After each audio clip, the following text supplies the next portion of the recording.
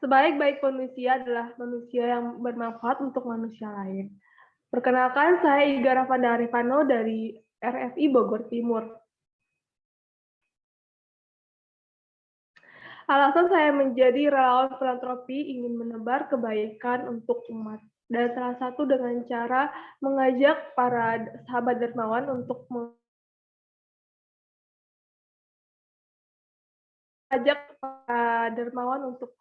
ikut berkontribusi dalam kebaikan di relawan filantropi aksi cepat tanggap. Terima kasih. Assalamualaikum warahmatullahi wabarakatuh.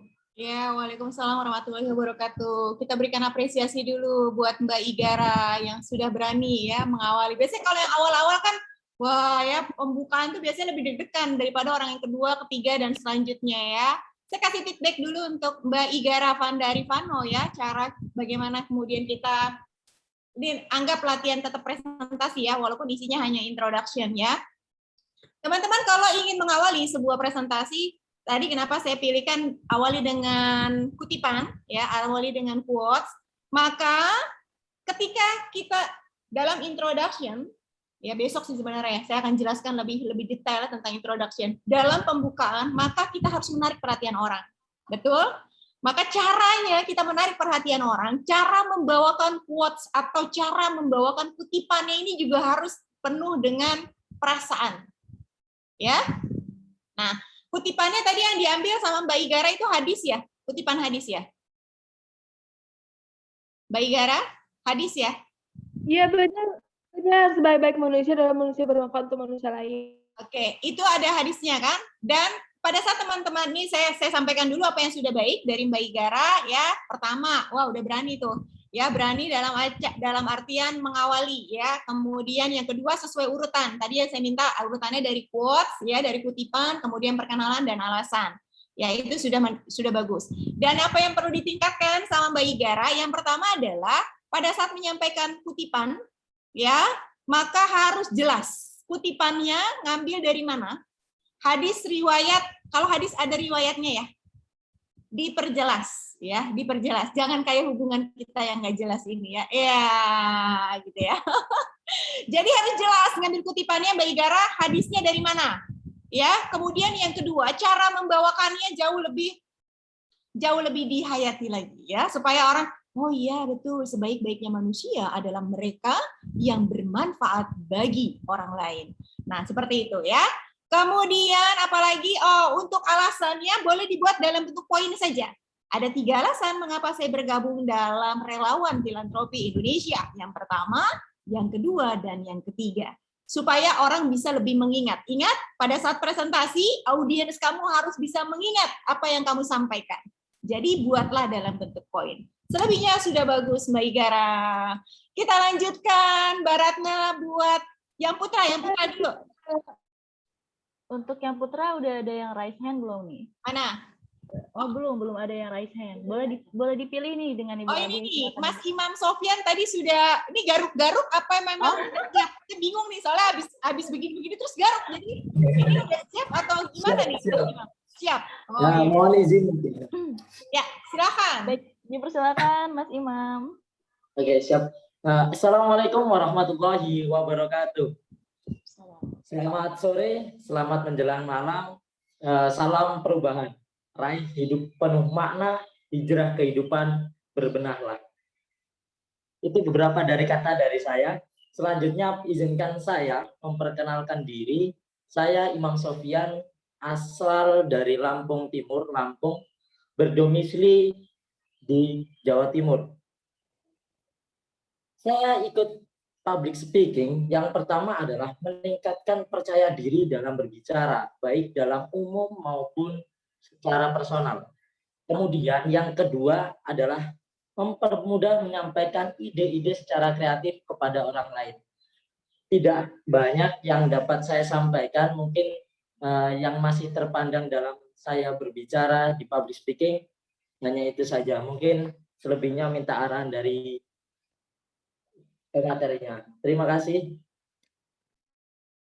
Buat Imam Sofyan dari Jombang, berikan tepuk tangan dulu ya, luar biasa ini. Loh, kok langsung dimatikan? Wah, udah beres langsung dimatikan. Oh, oke Mas Imam. Mas Imam, saya berikan feedback dulu ya, apa yang sudah baik dari Mas Imam Sofyan ya. Yang pertama adalah antusias ya, antusias. Yang kedua kece banget loh performance-nya loh, hari ini pakai jas, kok sama ya mas saya ya, biar nggak kebanting ya sama saya ya. Wah, Mas Imamnya juga pakai jas loh, keren. Kenapa? Sebagai seorang pembicara, saya tadi juga galau nih, hari ini saya mau pakai baju apa ya. Saya punya baju MRI, saya punya baju Masyarakat Relawan Indonesia, saya punya, karena hari ini kaitannya adalah kita kerjasama antara RFI dengan komunitas saya, komunitas juara bicara. Apa saya pakai kaos komunitas juara bicara juga ya, saya bingung nih. Tapi akhirnya kemudian saya jalan tengah bahwa sebagai seorang pembicara, salah satunya untuk menentukan sukses kita, ya performance ini perlu, ya grooming kalau dalam istilah penampilan ya. Nah ini Mas Imam nih groomingnya udah keren loh ya, pakai jas itu ya, jasnya juga matching ya, itu antara jasnya dengan dalemannya. Nah ini penting kalau teman-teman akan bertemu dengan klien ataupun dengan calon mitra ya, antusiasmenya dapat, kemudian cara berpakaiannya juga udah oke, cara menyampaikan isinya juga sudah bagus ya, sudah baik. Dan apa yang perlu ditingkatkan? Nah, yang pertama yang perlu ditingkatkan adalah pada saat mengawali, letakkan quotes di depan. Ya, tadi kalau saya simak, Mas Imam itu menyampaikan quotes dengan kutipan yang dibuat sendiri, betul? Ya? Betul. Betul. Dengan kata-kata itulah beberapa kata yang bisa saya, nah kayak gitu ya. Nah, coba kata-kata racikan sendiri, kata-kata buatan sendiri itu ditulis. Jadi gini, kalau dalam kutipan itu terbagi dua. Ada kutipan pasti, ada kutipan tidak pasti. Kutipan pasti itu yang bersumber dari ayat dan hadis, ya, ataupun kitab suci. Ya, sedangkan kutipan jenis kedua adalah kutipan yang tidak pasti, yaitu berdasarkan dari kata-kata tokoh ternama, tokoh-tokoh yang berkompeten, yang kita ambil petikannya. Nah, yang ketiga, Mbak Ade, kalau misalkan saya bikin sendiri, bolehnya saya pakai tulisan atau pakai kalimat apa? Kalau memang itu adalah kutipan dari diri sendiri. Atau saya punya kutipan yang saya nggak tahu nih, sering dengar tapi nggak tahu siapa yang menyampaikan. Suka nemu kayak gitu, ada kutipan seperti itu, tapi kita nggak tahu pembicara siapa yang pertama kali, maka boleh ganti dengan kalimat orang bijak berkata. Ya, jadi kalau misalkan ada kutipan yang kita nggak tahu siapa orangnya atau kutipan buatan sendiri, boleh diawali dengan orang bijak berkata. Ya, tapi kalau kutipannya ada jelas namanya, maka kita ambil ini menjadi namanya harus jelas. Ya, jadi namanya siapa nih? Siapa kutipannya? Kalau dari hadis, hadis riwayat siapa? Kalau dari Al-Quran, Al-Quran ayat berapa, surat berapa? Itu juga harus jelas. Nah, itu yang pertama, Mas Imam. Kalau kamu pengen bikin kutipan sendiri, kamu boleh mengawali dengan kalimat orang bijak berkata. Ya, jadi nggak perlu saya, Imam Sofyan, orang bijak berkata, nggak perlu juga. Ya, kamu udah bijak kok. Ya, bijak sana, bijak sini. Ya, yang kedua yang perlu saya koreksi atau yang perlu saya tambahkan adalah jangan atau hindari kata-kata izinkan saya. Kamu udah diizinin. Ya, kamu udah diizinin. Izinkan saya memperkenalkan diri. Tidak perlu. Itu kalimat-kalimat yang sering digunakan oleh pembicara yang konvensional. Kita hari ini belajar public speaking-nya yang bukan yang konvensional. Ya, kita justru yang anti mainstream. Ya, jadi jangan yang biasa-biasa aja. Ya, kata izinkan, delete. Kemudian kata tidak banyak yang bisa saya sampaikan, delete. Ya, hanya itu saja, delete. Ya, kata semoga apa yang saya sampaikan, delete. Nah, karena itu adalah kata-kata atau kalimat yang terlalu sering digunakan oleh orang-orang yang konvensional. Ya, RFI itu adalah yang anti mainstream. Jadi jangan yang biasa-biasa aja. Ya, oke Mas Imam Sofyan, keren. Ya, terima kasih. Ya, besok saya akan ajarkan juga tentang peletakan kamera. Peletakan kamera seperti apa kalau jadi pembicara. Nggak boleh kamera itu di bawah. Ini kayaknya kameranya Mas Imam Sofyan di bawah. Handphone ya makainya ya. Nah, kayak gitu Mas, kan? Ketampananmu jadi 100% maksimal. Kalau tadi kita mesti nge-zoom dulu loh. Gitu ya. Oke. Ya, Mbak Ratna, lanjut Mbak Ratna. Lucu banget nih Mbak Ade. Ya, ambil Baik, selanjutnya ada dari akhwatnya ya Bu Ade ya. Ada Mbak Nur Nadia dari Lampung. Boleh open mic dan open kameranya? Ya, baik. Boleh dipersilakan untuk Mbak Nur Nadia.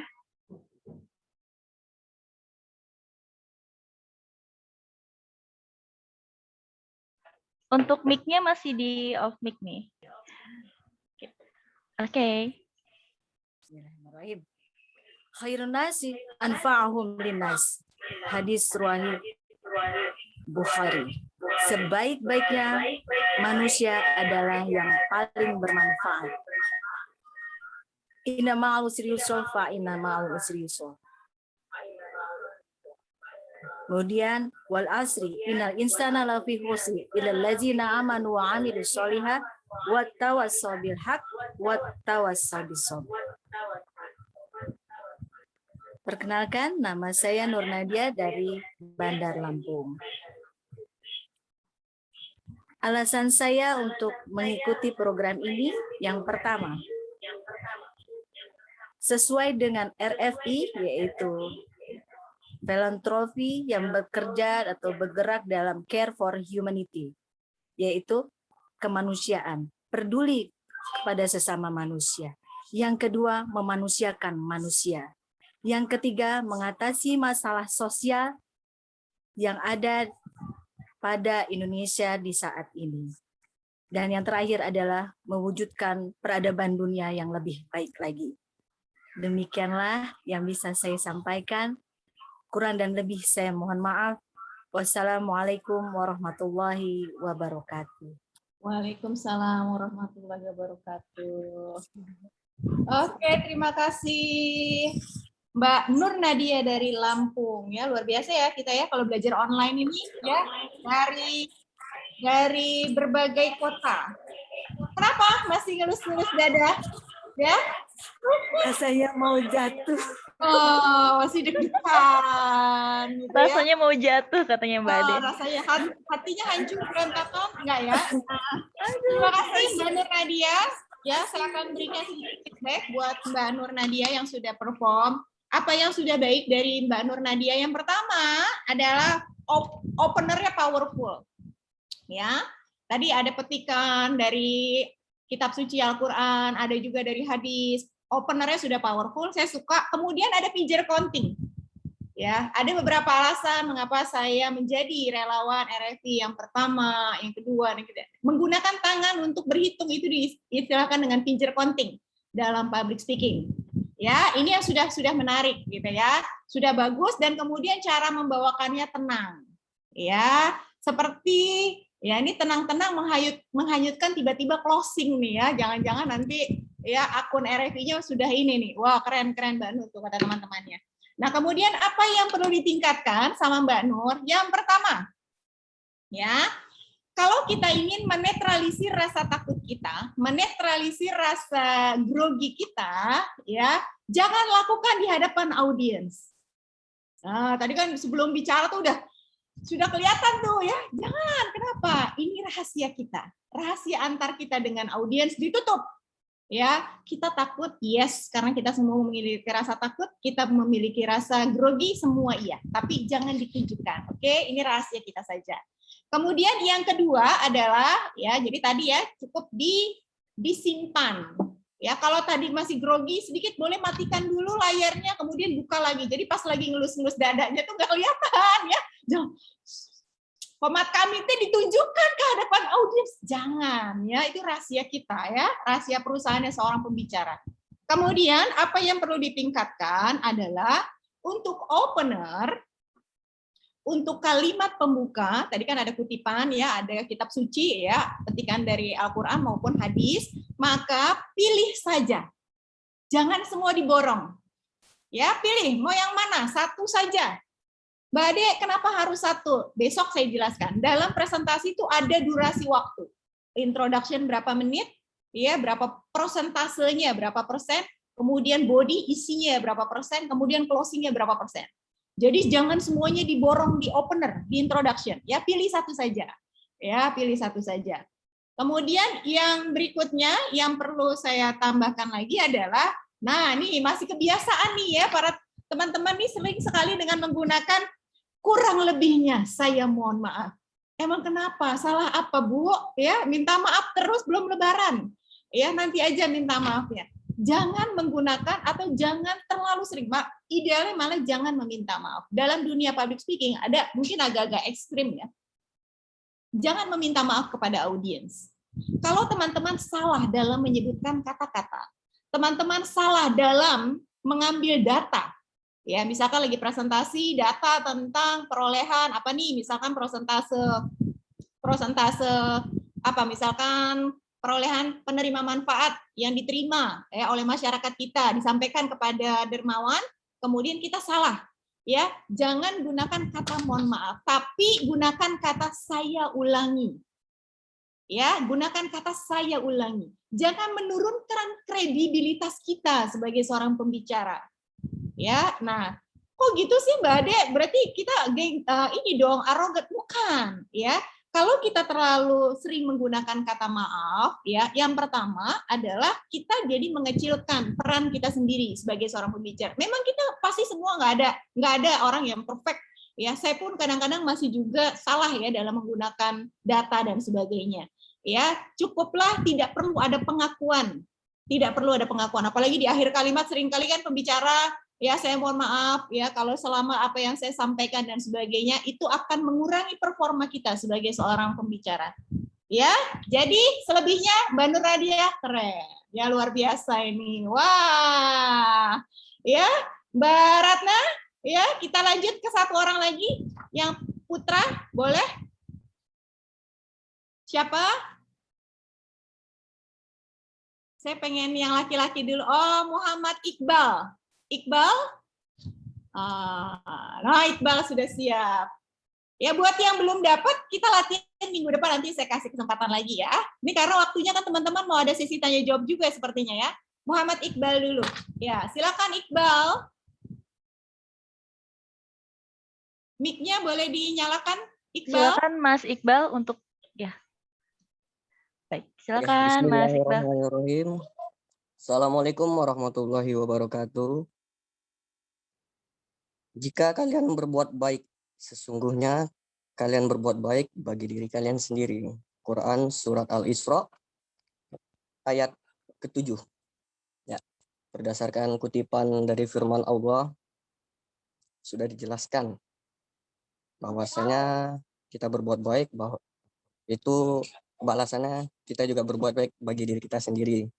Dan setiap perbuatan baik ataupun buruk juga mendapatkan balasan dari kita. Jadi hidup di dunia singkat. Ada baiknya kita lakukan hal-hal yang bermanfaat. Oke, perkenalkan teman-teman semua. Saya Muhammad Iqbal dari RFI Kabupaten Pelalawan, berdomisili di Pangkalan Kerinci, ya Kabupaten Riau. Oke, alasan saya menjadi anggota relawan filantropi Indonesia di sini itu yang pertama, waktu luang yang ada bisa saya isi dengan hal-hal yang lebih bermanfaat, menjadi penyambung tangan antara saudara kita yang membutuhkan dengan saudara-saudara kita yang mempunyai kelebihan yang bisa menjadi sambung tangan kita gitu, antara donatur dengan yang membutuhkan. Nggak ada poin penting ya. Jadi sebagai penutupnya juga akan saya kasih quotes gitu. Ibadahku belum tentu diterima, namun saya berharap kebaikan kecil yang saya lakukan bisa menjadi alasan saya masuk ke dalam surganya. Assalamualaikum warahmatullahi wabarakatuh. Waalaikumsalam warahmatullahi wabarakatuh. Berikan tepuk tangan buat Iqbal. Ya, Iqbal tenang nih cara membawakannya. Keren ya, Mas Iqbal. Ini sebenarnya banyak lagi yang pada raise hand ya. Tapi karena waktunya juga durasinya terbatas, nggak apa-apa ya. Saya akan berikan feedback dulu buat Iqbal. Ya, apa yang sudah menarik dari Iqbal? Nih Iqbal full senyum loh. Oh, cara membawakannya bikin teduh gitu ya. Jadi kalau ini kayaknya kalau calon mitra ini kayaknya udah langsung ini anak orangnya manis bener, baik bener ya. Udah langsung gol nih kayaknya ya. Nah, senyum itu harus ya buat teman-teman yang lagi presentasi ya, jangan terlalu tegang ya, santai, alirkan rasa ketenangan, senyum itu sehingga audiens atau sehingga mitra juga bisa merasakan apa yang teman-teman sedang transfer ya dari sisi pengetahuan atau isi presentasinya. Kemudian tenang, kemudian sesuai dengan urutannya begitu ya. Tadi ada petikan ayat atau hadis tadi, Bal? Petikan ayat ya, betul ya Ya, Iqbal? ayat Al-Quran. Ya, petikan Dalam ayat surah Al-Quran. Al-Isra, ya. Nah, kemudian apa yang perlu ditingkatkan dari Iqbal? Setelah tadi apa yang Iqbal bawakan itu luar biasa ya, menarik ya. Yang perlu ditingkatkan sama Iqbal, coba kamu duduk manis, jangan banyak goyang-goyang ya. Jadi tadi saya perhatikan gini. Ini coba kalau saya jelasin materi begini capek saya jalan-jalan gitu ya 2 jam gitu ya, harus duduk. Kalau kita lagi presentasi ya, kalau kaitannya online ya, ini kan online, duduk itu harus benar-benar harus duduk secara tegak. Kalau misalkan kita punya nih contoh ya, bangku saya kan ada ininya nih, ada sandarannya ya. Kalau kita duduk ada bangku sandaran, maka tetap kita nggak boleh nyender begini, nggak boleh. Ya, tetap kita harus duduk ya. Mohon maaf, ujung pantat kita ini di belakang ini hanya bertemu dengan sisi bangku kita, tapi kita nggak nyender. Ya, kemudian kita duduk secara tegak. Ya, jangan berpindah-pindah, jangan berubah-berubah seperti ini. Ini kalau cara duduknya Iqbal tadi ya. Jadi Iqbal duduknya antep kayak gitu. Nah, kemudian selain itu apalagi yang perlu ditingkatkan oleh Iqbal? Bal, akan jauh lebih powerful kalau kamu hafal ya openernya. Kalau kamu hafal opener yang tadi, petikan ayat tadi, sehingga pada saat teman-teman lakukan pembukaan dalam presentasinya, teman-teman tidak membaca. Ingat, ya, yang perlu kita hafal pada saat presentasi 3 tadi, saya sudah sampaikan. Kalimat pembuka, ya, poin-poin penting, dan yang ketiga adalah kalimat penutup. Hafal, oke? Hafal. Ya, jadi tidak membaca. Kalau membaca, powerful-nya kamu nggak dapet. Oke, jadi harus dihafal. Meskipun makanya kalau kalimatnya pendek kan sempet lah ya ngapal dalam, apalagi kalau ini sering dibawakan kalau teman-teman lagi presentasi di hadapan kliennya. Ya, kemudian satu lagi, Bal, kalau kamu pengen menutup, walaupun sebenarnya di sesi ini nggak perlu ada penutup. Kenapa? Karena kita latihannya kan introduction saja. Kalau kamu tadi pakai penutup, ya, kamu tadi sempat katakan begini. Akan saya kasih lagi 1 quotes, gitu, ya, untuk kamu. Nah, teman-teman, kalau ingin menyampaikan quotes, baik itu di awal maupun di akhir, tidak perlu dengan mengatakan, saya ingin menyampaikan quotes, saya ingin menyampaikan kutipan. Tidak perlu, langsung masuk ke kutipannya. Ya, jadi Iqbal tadi katakan, ibadahku mungkin belum sempurna, gitu ya. Tapi mungkin apa yang saya berikan, apa yang saya sampaikan bisa memberikan manfaat bagi banyak orang. Assalamualaikum warahmatullahi wabarakatuh. Jadi nggak perlu lagi saya menyampaikan, jangan, nggak dapat. Quotes-nya malah nggak dapat. Ya, tapi langsung aja masuk ke quotes-nya. Gitu ya, Bang? Keren. Siap, Mbak. Oke. Iya.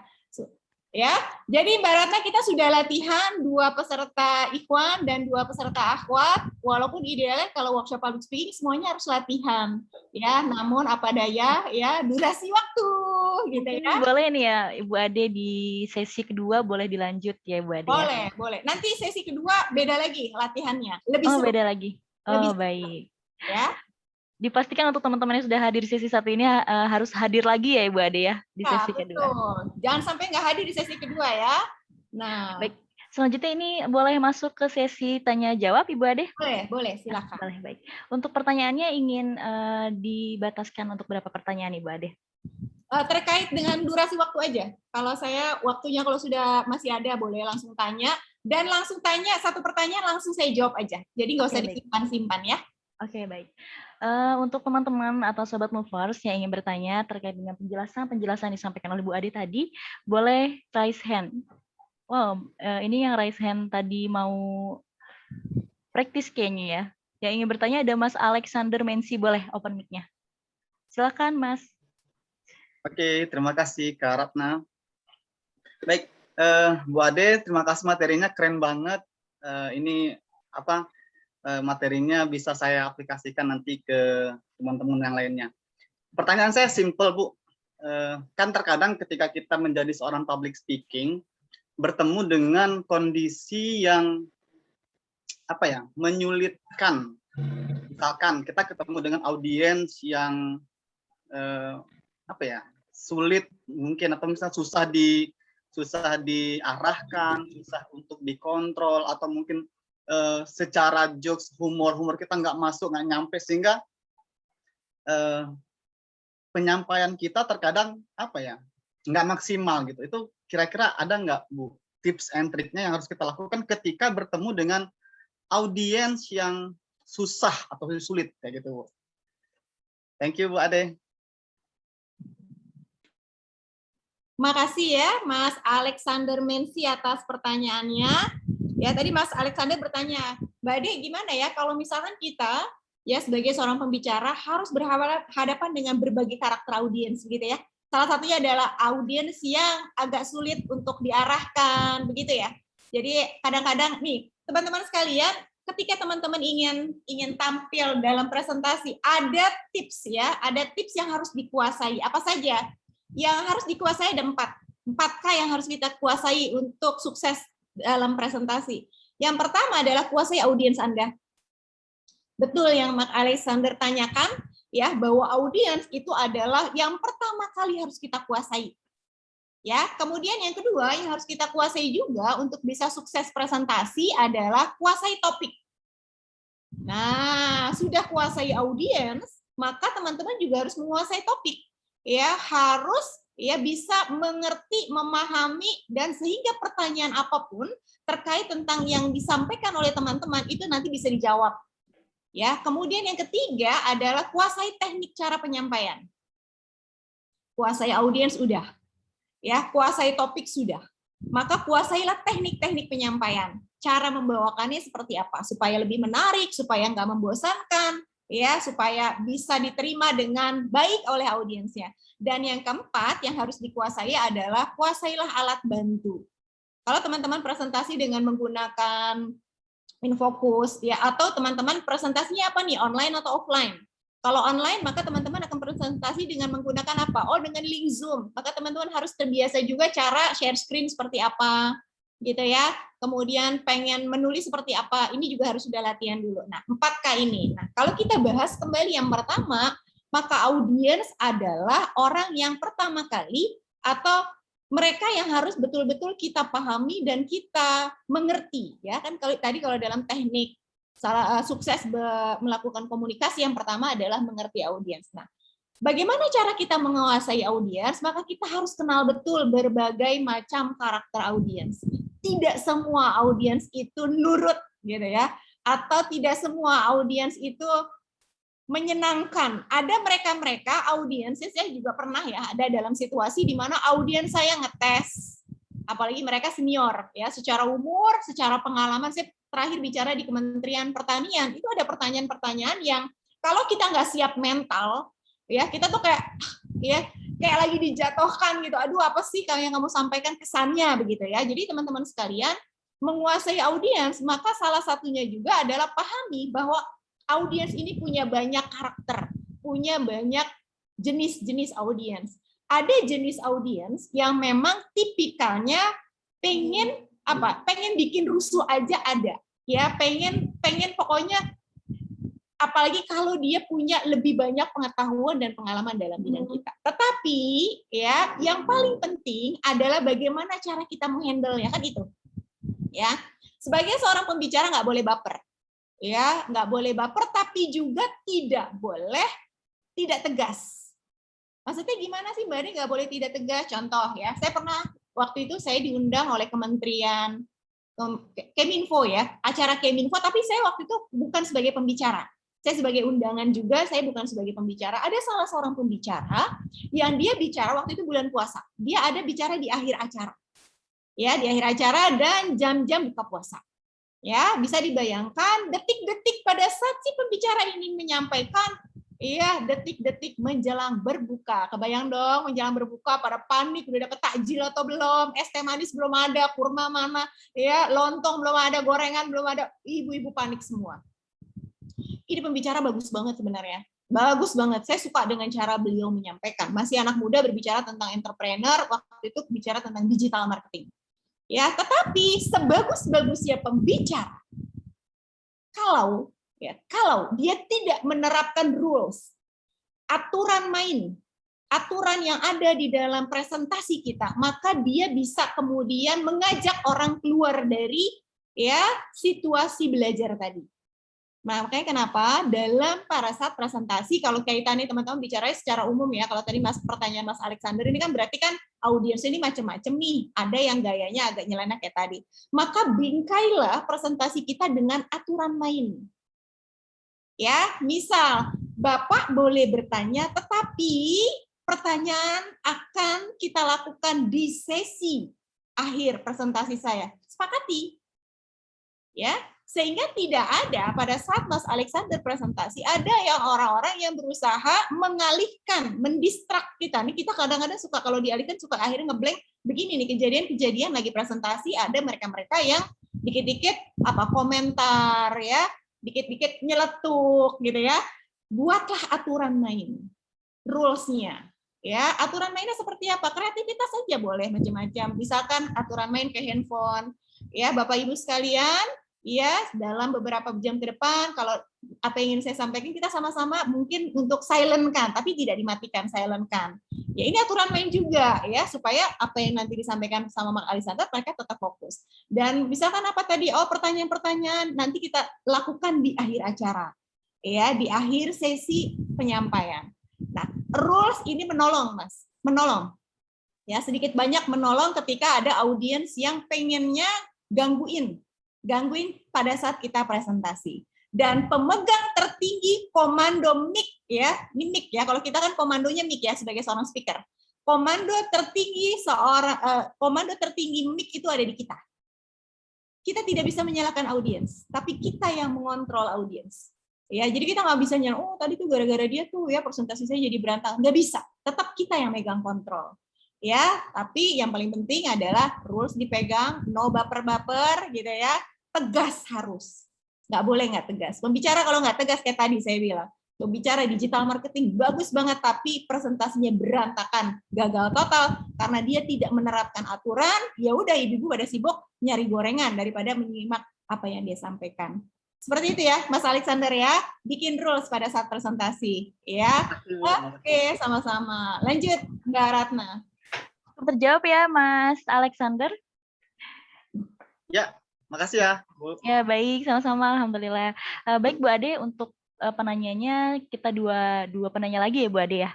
Silakan. Sebelumnya mohon izin untuk share untuk link absensi terlebih dahulu. Boleh di-share oleh rekan-rekan dan Sobat Movers semuanya. Baik, selanjutnya untuk Mbak Verliani dari MRI Sulawesi Tenggara. Dipersilakan Mbak Verliani untuk bertanya kepada Ibu Ade.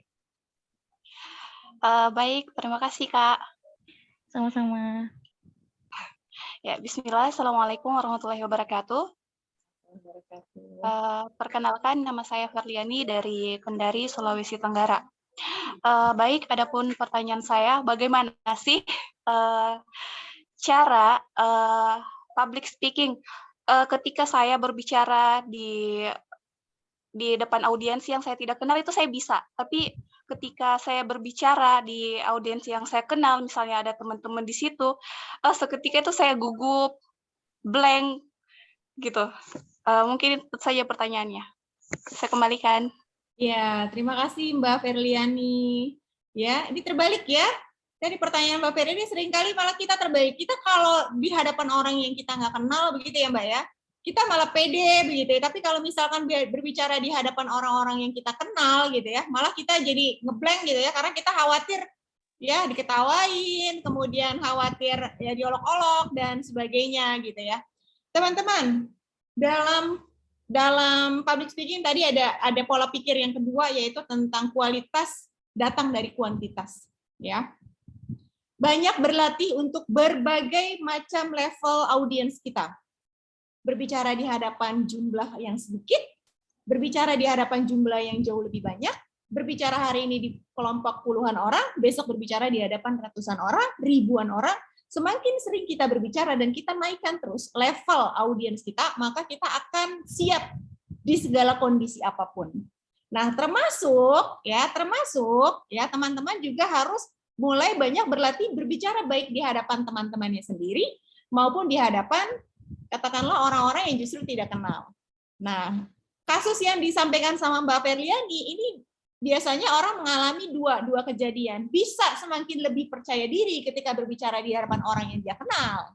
Ya, seringnya malah begitu. Kalau berbicara di hadapan orang yang dia kenal atau dia mengenal level audiensnya, dia biasanya bisa lebih menetralisir rasa groginya dia. Atau kejadian yang kedua yang dialami sama Mbak Ferliani, ya justru ketika teman-teman berbicara di hadapan teman-teman ini, maka kita jadi lebih grogi. Nah, sebenarnya kan seharusnya sebagai teman, misalnya nih teman-teman bikin setelah kelas public speaking bersama saya, teman-teman bikin sesi berlatih ya, sesi berlatih sendiri. Ya, misalkan teori udah saya berikan, kemudian lebih banyak berlatih di hadapan teman-teman member RFI sendiri. Ya, bahwa kita harus membangun atmosfer suasana belajar, ya, di mana satu sama lain apapun yang sedang disampaikan oleh temannya, maka kita akan catat apa yang sudah baik dan apa yang perlu ditingkatkan. Jadi teman-teman sendiri ketika kita ada dalam atmosfer belajar, begitu ya, maka kita akan selalu mendapatkan feedback, kita akan selalu mendapatkan ilmu-ilmu baru. Oh, tadi misalkan nih Mbak Ferliani lagi presentasi, teman RFI yang lain menyimak, kemudian berlatih seperti apa yang tadi saya lakukan.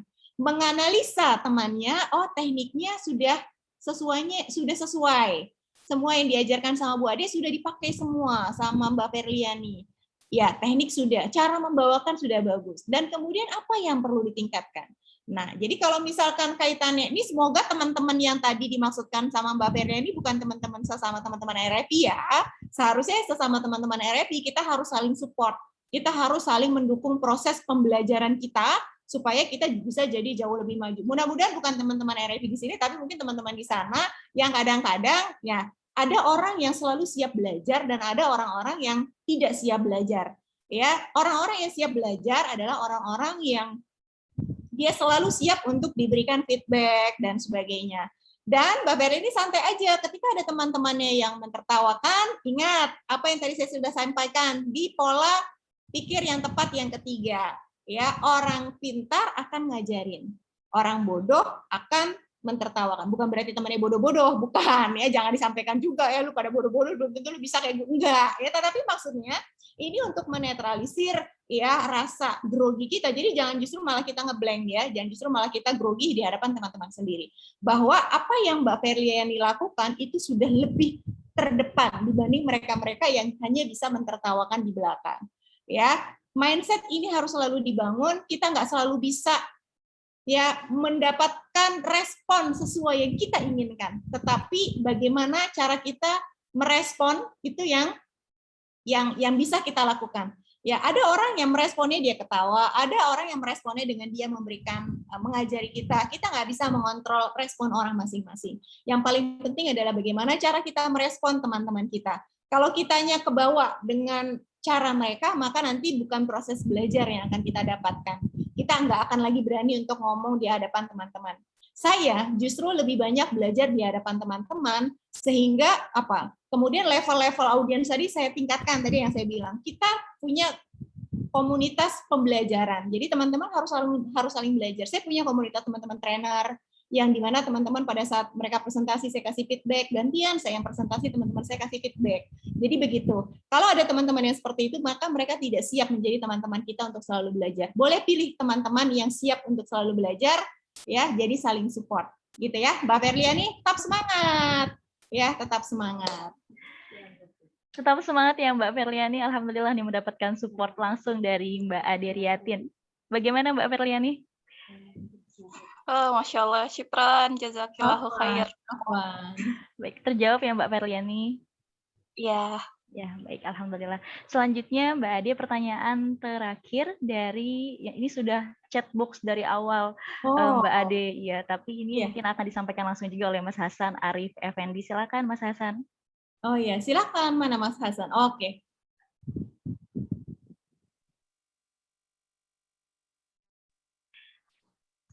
Ada Mas Hasan? Chatbox, nama saya Hasan Arif, saya dari Gorontalo. Saya seorang PNS dan di lain waktu saya juga mengajar. Nah, pekerjaan saya menuntut untuk melakukan kegiatan sosialisasi langsung ke masyarakat. Asli saya Jawa dan saya harus bekerja di Gorontalo. Aksen Jawa saya memang tidak bisa hilang. Nah, sama dengan pertanyaan sebelumnya, seringkali audiens itu cekikikan gitu. Cuman kalau itu memang respon sih it's okay. Cuman apakah bisa kita untuk meningkatkan minat audiens terhadap apa yang kita bicarakan, audiens itu menjadi lebih tertarik gitu. Dan kalau standarnya para news anchor kan kayaknya tidak ada yang medok gitu. Jadi apakah bisa medok itu dihilangkan dengan teknik atau bisa dibikin lebih memikat begitu. Terima kasih Mbak Ade, ilmunya sangat bermanfaat. Semoga selalu diberikan kesehatan. Amin, amin, amin ya Rabbal. Makasih ya Mas Hasan Arif Effendi. Ini luar biasa loh, sambil mengikuti kelas sambil dalam ini loh. Nyetir, ini nggak lagi nyetir kan ya? Hati-hati loh kalau lagi nyetir ya. Tapi tadi lagi dalam perjalanan. Makasih ya Mas Hasan. Nah, ini pertanyaan juga yang banyak sekali disampaikan oleh beberapa teman saya yang juga seorang trainer gitu ya. Setiap kita itu punya kelebihan. Saya nggak mau bilang medok itu kekurangan, ya. Ada beberapa artis justru dia mencari brand ya, personal brandnya itu dengan menambahkan medok. Padahal sebenarnya dia nggak medok. Ya, tapi karena menjual, maka dia pakai ya gaya kayak misalkan medok orang Tegal gitu ya. Dan justru malah jadi laku ya, Nah, kalau bicara tentang dalam dunia public speaking, jadi menarik nggak sih kalau misalkan kita ada medoknya dan sebagainya gitu ya. Nah, yang pertama teman-teman sekalian, kalau kita bicara dulu tentang gaya bicara kita pada saat presentasi. Setiap orang punya karakter yang berbeda-beda. Ya, kalau misalkan kita menganggap bahwa medok itu bisa menjadi karakter yang justru akan meningkatkan daya tarik kita sebagai seorang pembicara, begitu ya. Saya pikir justru ini harus digali. Ya, tapi kalau misalkan Mas Hasan sendiri nggak nyaman dengan medoknya ini, saya nggak tahu nih Mas Hasan nyaman atau tidak nih dengan medoknya seperti ini pada saat presentasi.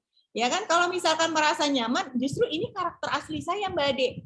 Justru kalau saya rubah dan agak sulit juga langsung berubah seperti itu, maka ini jadi saya mendapati diri saya yang berbeda, berarti jadi nggak nyaman. Nah, saya tanya dulu, kira-kira dengan medoknya ini, Mas Hasan nyaman nggak?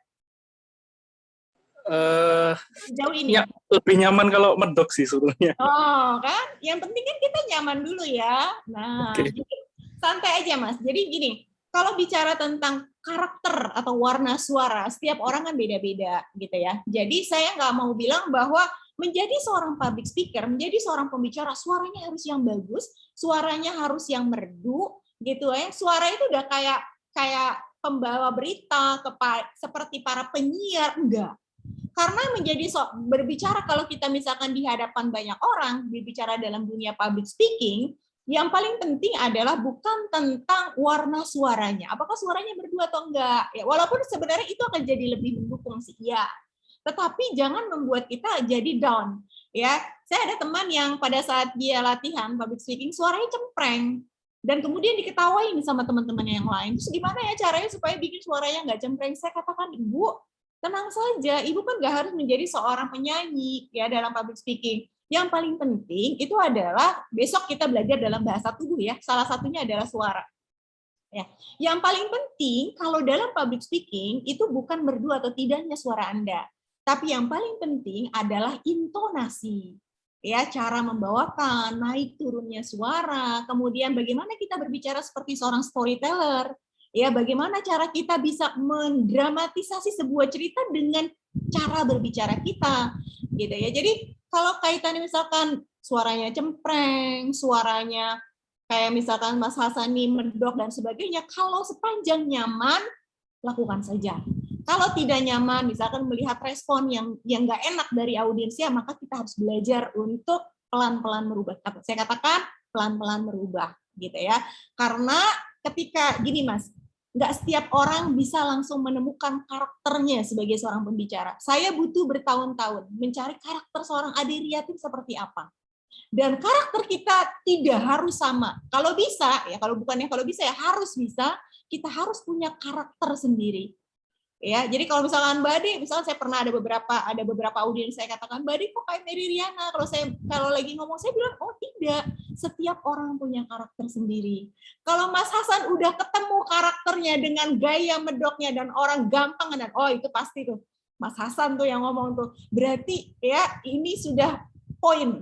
Kenapa? Karena karakternya udah ketemu. Ya, sepanjang nyaman, nggak menjadi insecure, ya, dan cara membawakannya juga lebih rileks dan lebih powerful, tetap dengan karakternya Mas Hasan. Ya, jadi nggak perlu diganti-ganti. Oke, gitu Mas Hasan. Sukses ya Mas Hasan. Baik, alhamdulillah terjawab sudah Mas Hasan ya. Ternyata tidak masalah nih untuk aksen Jawanya. Baik, terima kasih sekali Ibu Ade Riyatin atas Ibu atau Mbak nih, saya bingung dari tadi ganti-ganti ya untuk panggilannya. Boleh Mbak Ade aja nih ya Mbak ya? Mbak Ade boleh, boleh lah, boleh. Mbak Ade aja lah ya, kan kita kan sama ya, relawan. Sama-sama. Terima kasih sekali nih Mbak Ade untuk materinya di hari ini. Ratna mewakili tim RFI Manajemen Pusat mengucapkan terima kasih banyak untuk sesi 1 di hari ini. Sebelum mengakhiri perjumpaan kita di hari ini, Mbak Ade boleh mungkin nih Mbak Ade ajak untuk rekan-rekan yang bergabung hari ini, kan ada yang dari RFI dan ada juga dari teman-teman umum. Mungkin boleh untuk diajak bergabung menjadi relawan filantropi Indonesia. Karena supaya semakin meluas nih untuk para penggerak kebaikan dan juga terbentangnya program kemanusiaan ACT. Baik, silakan Mbak Ade. Terima kasih Mbak Ratna. Wah, ini pas banget. Ya, saya bicara di hadapan teman-teman baik yang sudah menjadi anggota RFI maupun yang belum, karena saya juga sesama relawan begitu ya. Teman-teman sekalian, ya, kita ada dalam sebuah mesin kebaikan, ya. Kita ada dalam sebuah mesin kebaikan di mana setiap kita punya porsi, kita punya pilihan ya untuk bergabung dalam mesin kebaikan ini atau tidak. Saya selalu katakan ketika saya berbicara dalam dunia kerelawanan bahwa bukan orang yang membutuhkan kita dalam dunia kerelawanan, tetapi kitalah yang membutuhkan kehadiran kita dalam dunia kerelawanan. Ya, jadi kalau misalkan hari ini teman-teman memutuskan menjadi seorang anggota relawan, terutama relawan filantropi Indonesia, mensyiarkan program-program aksi cepat tanggap, mensyiarkan program-program ya humanity kita, maka sekali lagi ini yang paling mendapat dampak besarnya adalah bukan masyarakat, tetapi diri kita sendiri. Ya, diri kita sendiri. Sehingga kalau kita sudah punya value, kenapa bergabung menjadi anggota relawan? Karena kita yang membutuhkan dunia kerelawanan ini, kita punya kesempatan untuk mengasah empati kita punya banyak peluang ditolong langsung oleh Allah Subhanahu wa taala dalam hidup kita, maka kita tidak akan pernah menyia-nyiakan bergabung menjadi seorang relawan. Saya katakan sekali lagi teman-teman, menjadi seorang relawan itu adalah pilihan. Tetapi sekali lagi, dengan atau adanya kita dalam dunia kerelawanan, yang paling mendapat manfaatnya adalah diri kita sendiri. Enggak penting kalau teman-teman, ketika teman-teman memutuskan untuk udah saya nggak mau jadi relawan lagi, teman-teman akan digantikan oleh orang-orang yang jauh lebih baik lagi. Artinya peluang, kesempatan menjadi relawan terbentang secara besar, peluang untuk ditolong langsung oleh Allah, apapun permasalahan dalam hidup kita terbentang langsung di hadapan kita. Jadi teman-teman sekalian, ambil pilihan untuk menjadi anggota relawan filantropi Indonesia sebagai bagian ya dalam rangka mensyiarkan kebaikan kepada banyak orang, semakin banyak lagi orang-orang yang bisa menerima manfaat atas kehadiran teman-teman dalam relawan filantropi Indonesia. Salam relawan dari saya, Ketua DPD MRI Jakarta Barat. Baik, alhamdulillah. Terima kasih Mbak Ade. Langsung kunjungi juga teman-teman di relawanfilantropi.id.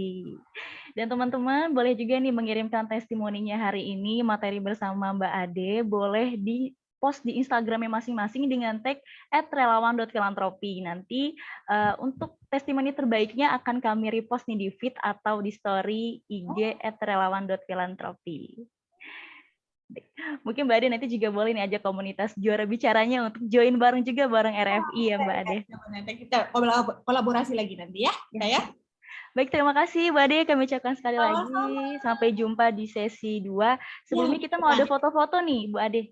Mbak Ayo Ade. foto-foto dulu yuk, Ya, foto-foto. Ada 4 slide ya Mbak Dea. Ya, ada 4 slide. Oke, siap? Boleh open cam untuk Ayo, ayo teman-teman. nyalakan. Oke. Slide 1 siap, ready? 1, 2, 3. Slide 2. 1, 2, 3. Slide 3. 1, 2, 3. Dan slide terakhir. 1, 2, 3. Oke, dan terima kasih untuk teman-teman dan sahabat movers yang juga sudah hadir di kesempatan ini. Semoga untuk pekan depan tidak ada halangan lagi untuk bergabung kembali bersama RFI Class bersama Ibu Ade juga. Dan sebelum menutup, Ibu Ade Riyatin berkata, ketakutan tidak bisa dihilangkan, tapi bisa diatasi. Saya Ratna dari RFI Manajemen Pusat, izin pamit undur diri. Wassalamualaikum warahmatullahi wabarakatuh. Waalaikumsalam warahmatullahi wabarakatuh. Sehat selalu ya. Terima kasih Mbak Ade, teman-teman. Sama-sama, makasih Ratna. Teman-teman RFI. Ya. Sehat-sehat selalu ya. Ya, Mbak Ade. Sampai jumpa di pekan depan. Terima kasih teman-teman, sobat movers semuanya. Absen jangan lupa diisi teman-teman ya. Ya udah Kak. Terima kasih. Ya, baik, terima kasih kembali.